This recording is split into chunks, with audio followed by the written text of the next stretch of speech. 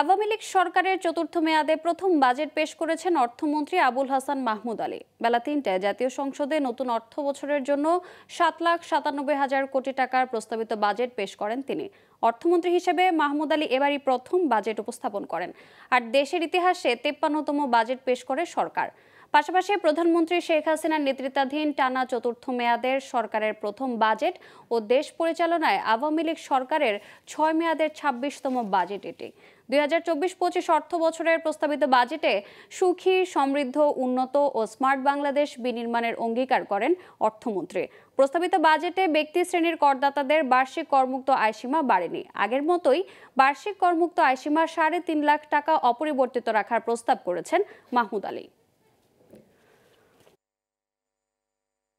আগামী ২০২৪-২৫ অর্থবছরে বাজেটের আকার প্রাক্কলন করা হয়েছে ৭,৯৭,০০০ কোটি টাকা, যা জিডিপির ১৪.২%। পরিচালন সহ অন্যান্য খাতে মোট ৫,৩২,০০০ কোটি টাকা এবং বার্ষিক উন্নয়ন কর্মসূচিতে ২,৬৫,০০০ কোটি টাকা বরাদ্দের প্রস্তাব করছি।